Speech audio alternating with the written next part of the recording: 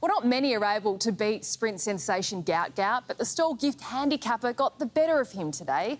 Gout was beaten in his semi-final by the man who went on to win the gift, John Evans. In a stunning upset that has sent shockwaves through the athletics world, 28-year-old South Australian schoolteacher John Evans has defeated teenage sprint sensation Gout to claim victory in the prestigious Stawell Gift, the historic 120-meter handicap race, Australia's oldest and richest foot race, saw Evans outpace not only the 17-year-old phenom, but also world indoor silver medalist Lachlan Kennedy on his way to claiming the $40,000 prize. What makes this victory so remarkable is the stark contrast between the competitors.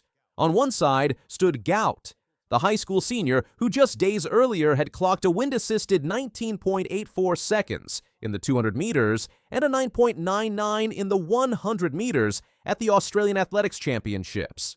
On the other hand was Evans, a secondary school teacher whose only connection to elite athletics comes through his coach, Paul Young, who won the same race 40 years ago.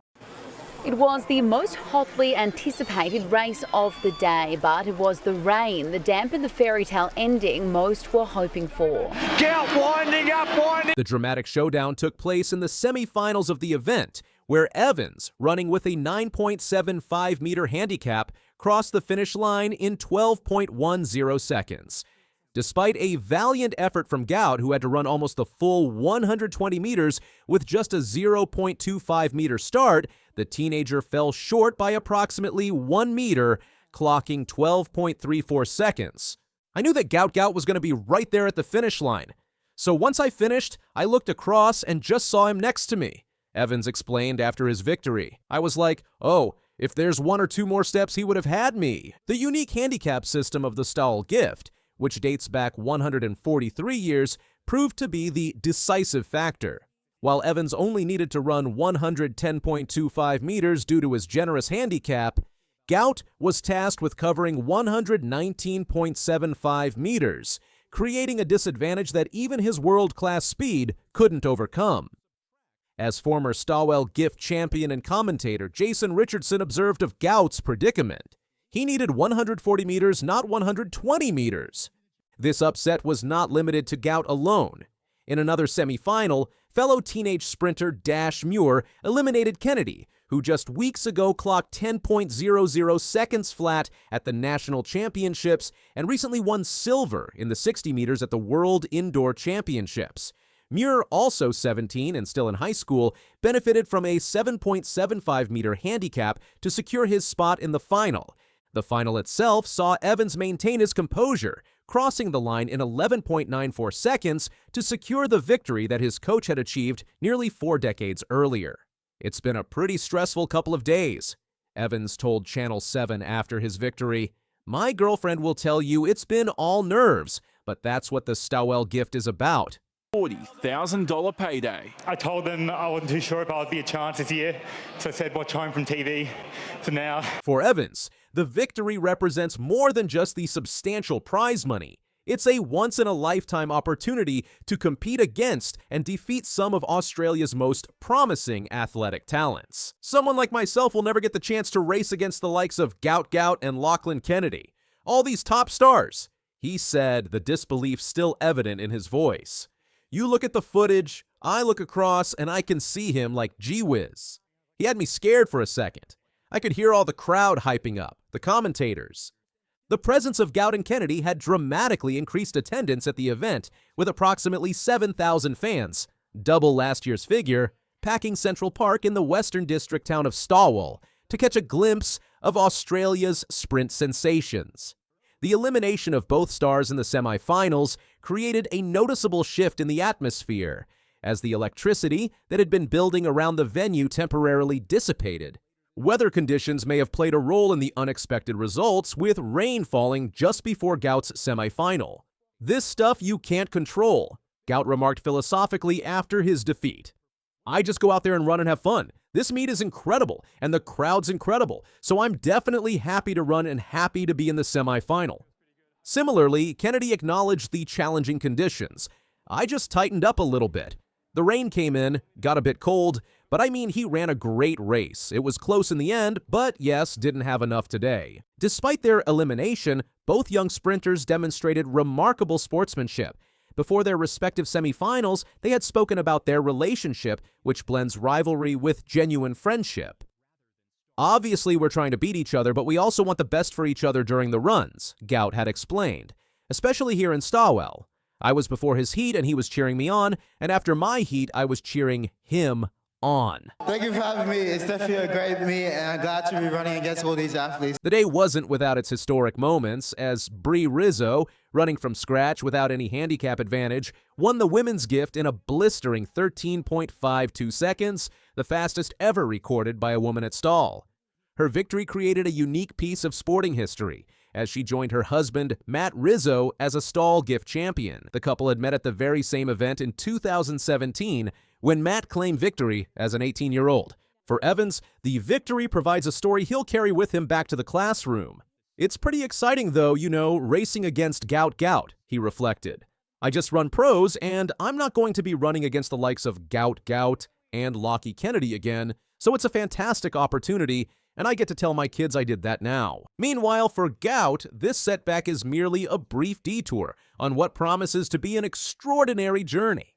The teenager, who broke onto the scene at just 15 when he set an Australian national under-18 record in the 200 meters, will return to school for a new term before competing in 2 races in Europe during his winter holiday. Kennedy's path forward is more immediate as he prepares to take on a world-class field, including American Christian Coleman at the Diamond League in Xiamen, China this weekend, a challenge that will provide a true measure of his progress on the international stage.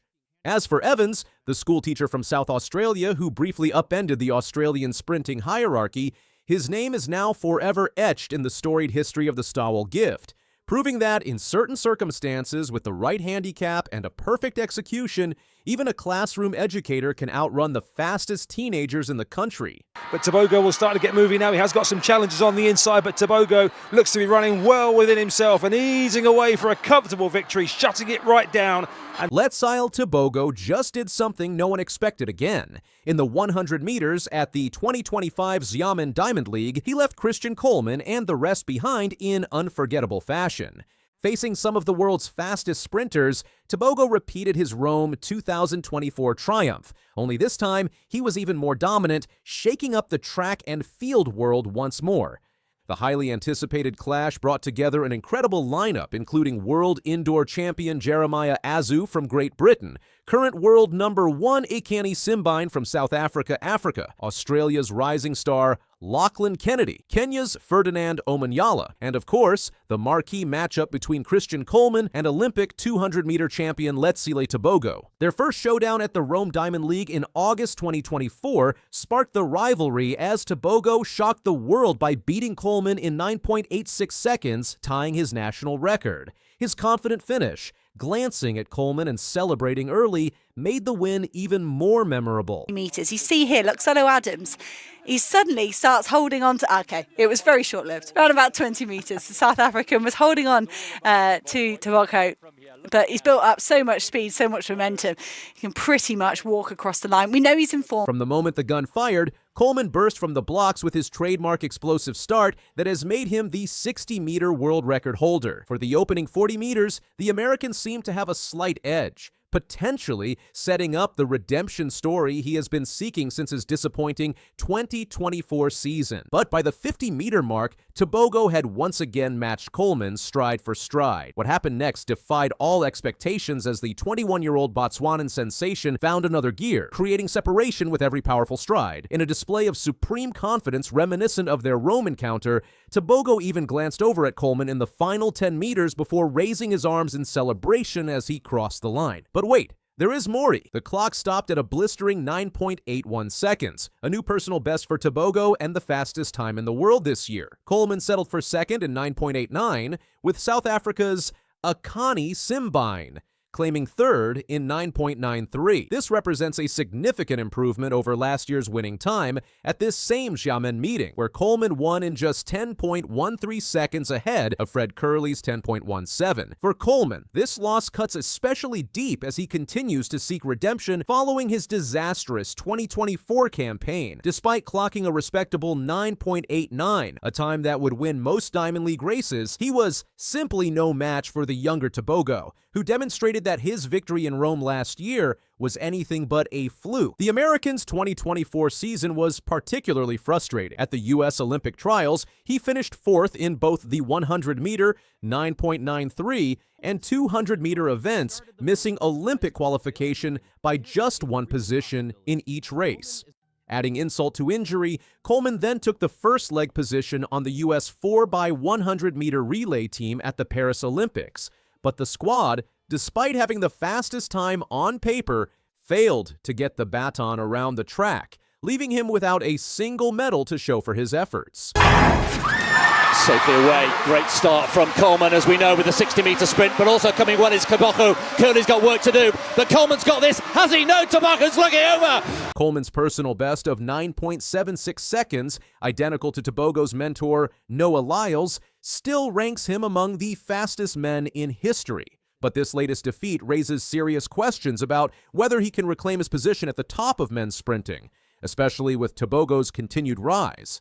The Botswanan phenom's range is nothing short of incredible. He's the reigning Olympic 200-meter champion with a blazing 19.46, holds the world record in the 300-meter at 30.69, and stunned everyone at the Paris Olympics with a 43.04 split in the 4x400-meter relay, the second fastest in history. That time alone could have made him a medal contender in the individual 400-meter final. But here's the Olympic champion over 200 meters. The national hero of Botswana. What can he deliver for his home fans here in Gaborone? But Tebogo won from the outside with the empty lane vacated by Usain on his inside. The men's 200 meters at the Golden Grand Prix. And Tebogo almost seemed to take out Tebogo's start to the 2025 season had been relatively quiet, with modest early season performances, including a 400 meters in 45.26 and a 200 meters in 20.23. However, as he demonstrated last year when he lowered every single personal record from the 100 meters to the 400 meters, Tebogo has an uncanny ability to peak when it matters most. Australia's Lachlan Kennedy, one of sprinting's rising stars, grabbed a strong fourth-place finish today with a personal best of 9.98 seconds, finally breaking the 10-second barrier. Earlier this year, he stirred controversy by running a wind-aided 6.43 in the 60-meter. But he's since proven his speed is no fluke, earning silver at the World Indoors and backing it up with consistent outdoor performances. Interestingly, Kennedy has shown his versatility by previously defeating the 17-year-old Australian phenom Gout in a 200-meter race earlier this season,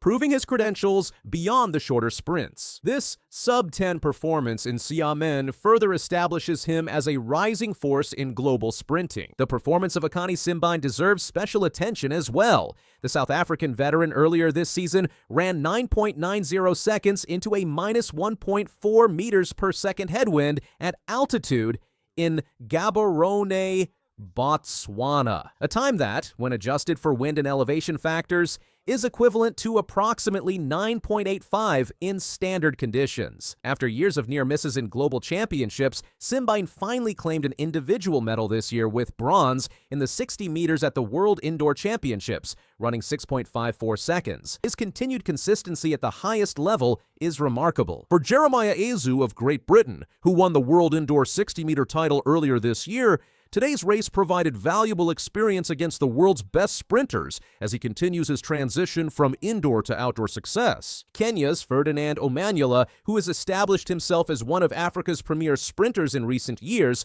rounded out the top-level field, though he couldn't match the front-runners on this occasion. The historical significance of today's result cannot be overstated. Last year's Rome victory by Tebogo could have been dismissed as a one-off occurrence, catching Coleman on a bad day. But this second decisive win confirms a changing of the guard in men's sprinting, with the Botswanan establishing himself as the man to beat across multiple sprint distances. For Coleman, who began his redemption arc the moment the U.S. relay team failed in Paris, the path back to the top now appears steeper than ever. Despite his exceptional start speed and technical proficiency, the raw power and finishing strength of Tebogo proved too much to overcome. As we look ahead to the remainder of the 2025 Diamond League season and beyond to next year's World Championships, the men's 100 meters has a new dominant force, and his name is Stawell Tebogo. The sprinting world has been put on notice, and at just 21 years old, the man from Botswana appears to be just scratching the surface of his potential. 3, 2, 1.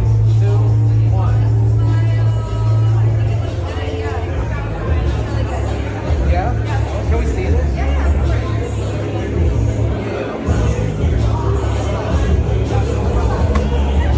Caitlin Clark just did something no athlete has pulled off since Michael Jordan, sending shockwaves through the basketball world. Wilson, the official ball supplier of the NBA and WNBA, has tapped her for a signature basketball collection, making her only the second player ever after MJ to receive the honor. This isn't just another deal, it's a big moment, like when a young Michael Jordan changed sneaker history. Caitlin Clark's new white and gold basketball collection from Wilson shows off her biggest career highlights. Each ball has a special design: threes up for her deep shooting, record breaker for her amazing stats, and crowd maestro for the way she lights up every arena. The response to Clark's signature collection has been nothing short of phenomenal. Tens of thousands of her signature basketballs sold out in under 40 minutes, less time than it takes Angel Reese to craft a cryptic tweet. This wasn't just a product launch. It was a cultural event resembling the excitement surrounding an iPhone release or a Travis Scott collaboration. Amanda Lamb, Wilson's head of global brand, put it simply: Caitlin Clark isn't just a record breaker, she's a cultural icon. Translation: she's not just another player, she's the player, Lamb said. Wilson is counting on Clark to lead their women's basketball brand forward, making her the new face of the game. Unprecedented heights, bridging the gap between sports and everyday life. Calling all Caitlin Clark fans, 2 new limited edition basketballs are now available at select Hy-Vee stores. The designs are part of the Inspire series that Clark is doing in partnership with Wilson Sporting Goods. The tribute ball pays homage to Clark's time with the Iowa women's basketball team, and the Dreamer ball is designed to encourage athletes to pursue their dreams. Both are available in sizes 3 and... Just when it seemed like things couldn't get bigger, Clark teamed up with Hy-Vee to launch another collection.